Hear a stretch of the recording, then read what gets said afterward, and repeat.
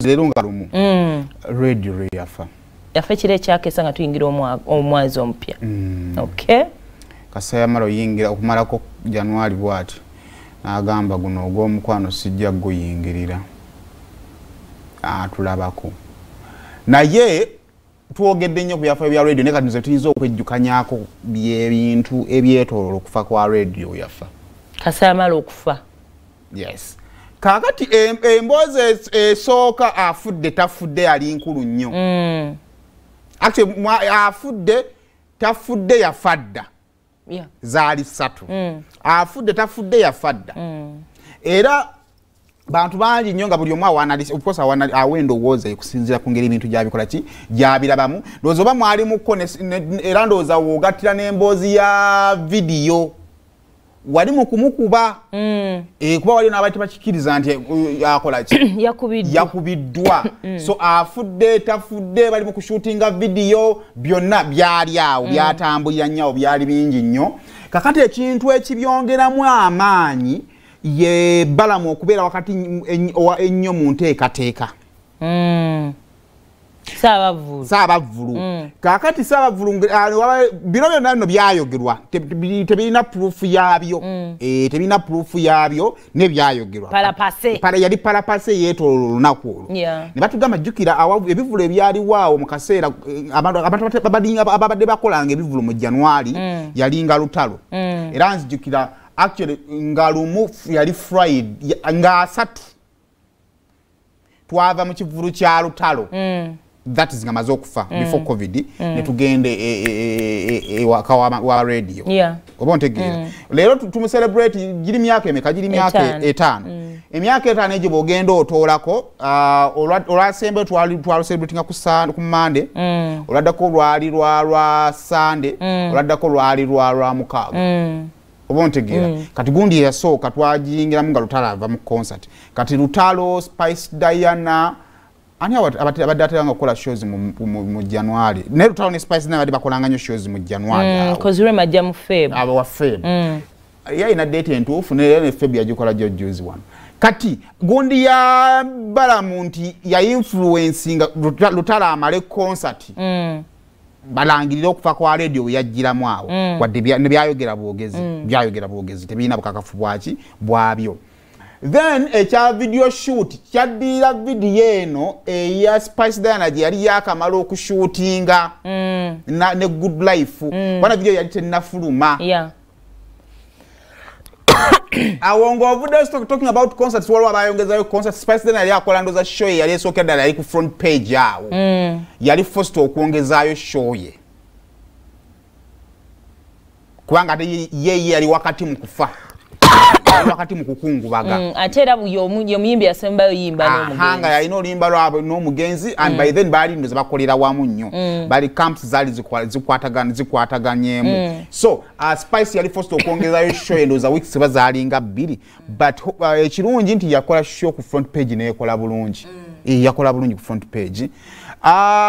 Ebirala byotasobola kubuusa maaso nale bino otinze wano mulimu wandiika bubi kakati okati byaliwo nga yakafa ndowooza Brian White okulwala n'okufa kwa Brian White kwa radio kuleeta Brian White tutandikira mu ddwaliro anko yawayo bukadde bwali 2 kuza bwali 2 wembaseerabidde ng'ali mu ddwaliro ku keesa yawaayo sente then era Brian White bundi bwafa radio bwafa n'amaliriza ennyumba ya maama radio gye yali alese nga tennaggwa so era okufa kwa radio kutuleetera Brian White okwongera okunnyikira lwaki jjukira nti Brian White radio waamala okufa wiza asigala wizo kwe kugenda ku podium.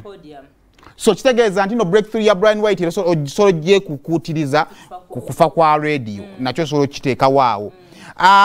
Era okufa kwa radio kulutuleetera Father Kiibi. Ensi yali okuleka abasabira erubaga baali bamanyi Father Kiibi ng'omuntu n'embuulira baali bagimanyi. Naye ensi etegeera nnyo Father Kiibi ku kufa kwa radio ku ngeri gye yakangulamu eddoboozi. N'ebigambo bye yavaamu ng'agamba abayimbi Father Kibi yatiikira nnyo oluvannyuma lwa radio okufa era paka nakati akyali w'amaanyi nnyo biki ebirala tuli mu kusaba kujjukira omwezi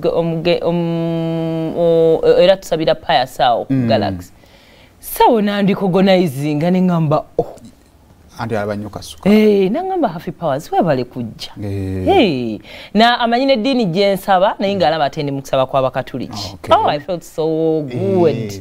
And Father Kibi webale kukola mulimu omanyi ebintu ebimu birema abantu okubalancing ne waffe wazibu wookya waliyo okusoomozebwa kw'amaanyi ne for the past 5 years ziri 5-4 gyobaddewo Katonda badde akyakkuumye okyali Father Kibi gwe twareceiving Father Kibi agenda n'empigi naye era tukyambuuliza okulaba ng'ali mukukola fundraising ya kuzimba kanisa side zeeyo akereziya side zeeyo weebale kubanga onywedde kati gigenza owera emyaka ena kubajja Uncle Brian White agezaako kudda buzzi Father Kibi yabadde akyaliwe ye Uncle White agezaako kudda buzzi yagezaako kudda buzzi Spice Dana yali akola show eyasookera ddala yakamala okuba cricket oval yakamala okuba cricket oval so ensi ekyuse ebintu bingi bikyuse so simanyi nawe oyinza okuba oyina bingi byojjukirako bingi abantu bemujjukira ebyali ekagga namungi w'omuntu eyajja ekagga mu kuziika radio ayinza obuteerabirwa naye yaliyo waama abantu baali bangi nnyo bajja okuziika ekiro radio lwaleetebwa mu kizungu abaana mwebale mwakola then yakololo wano balamu bamuliisa amabugo kati mbadde neerabidde balamu bamuliisa ne baana mmwe ne kaakati yes but anyway abantu kyabasukkako okuziika bambi kyabasukkako but it had to be better than that. It was radio, my friend. But that is the society.